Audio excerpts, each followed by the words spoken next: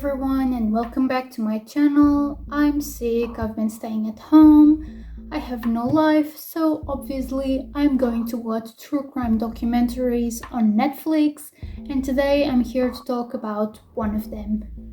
First, I want to give a shout out to my friend Lucy because she was the one who told me about this case and told me to watch the documentary on Netflix, and I became very interested, so today I'm going to make a video about this. In 1984, 4-year-old Grégory Villemin was kidnapped, tied up, and thrown at a river in France. But before we get to that part, let's start talking about the threats that his family had been receiving before that. So, from 1981 to 1984, Jean-Marie and Christine Villemin, the parents of this kid, and his paternal grandparents, would often receive threats through phone calls or letters, and they spoke about revenge against Jean-Marie, and at the time nobody knew why. But then it was later found out that the Crow, that was the name that was given by the media to this anonymous person, was envious of Jean-Marie's job. Jean-Marie worked in a factory, and since he was working hard, he got promoted and he started being the boss of many of his co-workers, and many of his co-workers were part of his family. So on 16th of October 1984, Grégory Villemin, the first child of Jean-Marie Villemin and Christine Villemin, was reported missing by his mother after she didn't see him in the front yard where she had left him playing.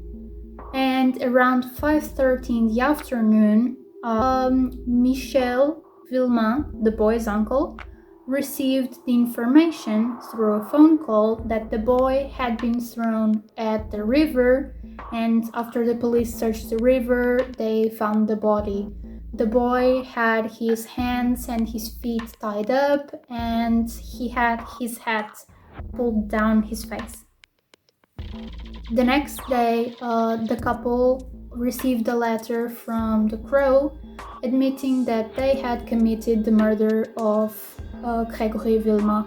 All the family members took a writing test to see if the person's handwriting was similar to the one they had found on the letter written by the Crow, and there was a person whose handwriting matched most to the letter, and that person was Bernard Laroche, Jean-Marie's cousin.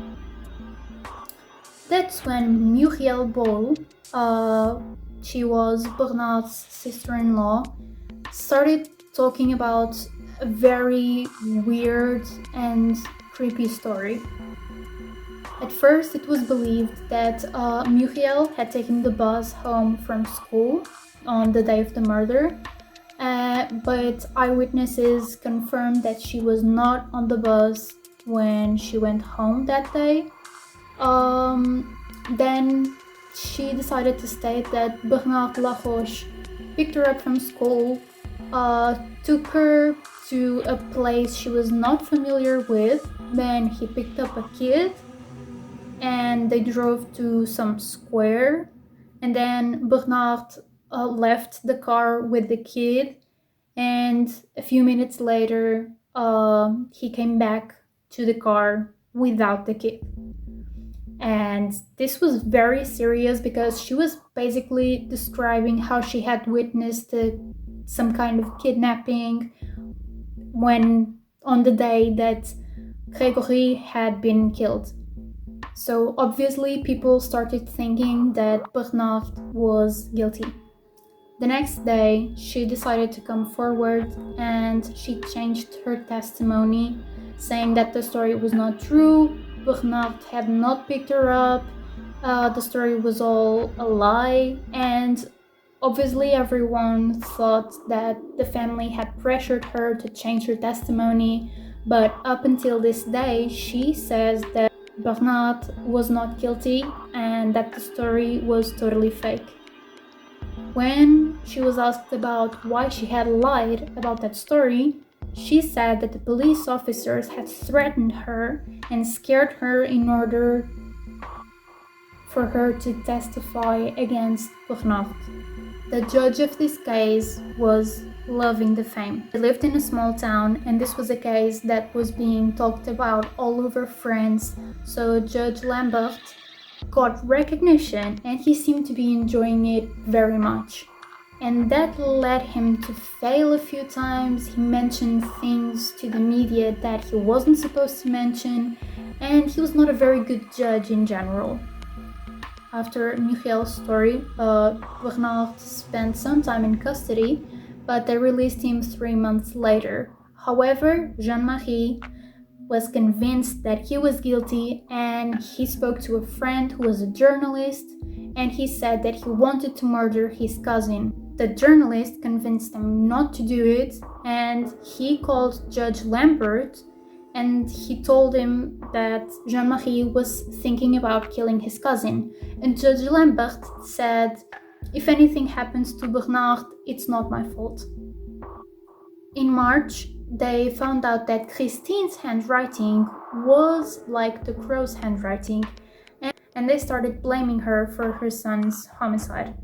She got pregnant, and the public went crazy, saying how the couple was trying to replace Grégory so soon, that this was all a scheme and an escape plan because nobody would send a pregnant woman to prison. And with all of this stress and all of this pressure around her, she actually got a bleeding. She didn't lose her child, but she got a bleeding and she went to the hospital. And Jean-Marie was always with her, and since now she was in the hospital and he was home alone, he felt lonely, he felt lost, and he lost his mind, and he did kill Bernard Laroche. Went to the hospital, confessed the crime to his wife, and then he turned himself in to the police, and he was sentenced to 5 years in jail. In July, Christine was charged with the murder of her own son. She went to jail, but after a hunger strike that lasted for about 11 days, she was released because there was just lack of evidence. But for years and years, this mother was tormented in public and by the media. People believed she was guilty, and it was only in 1993 that she was cleared of all charges. In these 8 years of suffering, a lot had happened. She had her son, she moved to her grandparents' house, and because of all the pressure and stress, she tried to commit suicide, but she survived.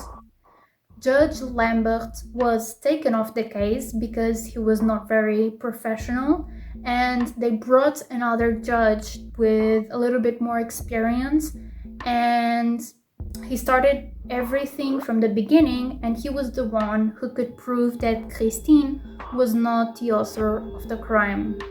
No one ever found out who the guilty person was. A lot of people blamed Judge Lambert for his lack of responsibility and accused him of doing a very poor job in the beginning.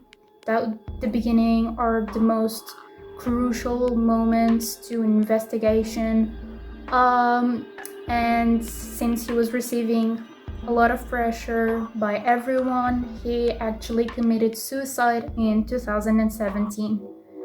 Murielle Bolle wrote a book in 2018, and she kept saying that the police had forced her to make up that story and incriminate Bernard, and she still says that he is innocent. One of the weird things about this case is her story. I'm not saying she lied the first time, I'm not saying she lied when she changed her testimony. I'm only saying that they should have tried to find more information about her and her story. If she didn't go with Bernard home and she didn't go on the bus, then how did she go home on the day of the murder? That is very strange to me, and this case has a lot of plot holes and inconsistencies. There's a lot of information missing. I really feel sorry for what the parents went through, for what the media did to all the people involved in this case, and I'm really sorry for the death of a 4-year-old child who had done nothing wrong, and he was just a victim of a vendetta against his father. And that's it. This is the case of Grégory Villemin. So I'll see you on my next video, and bye.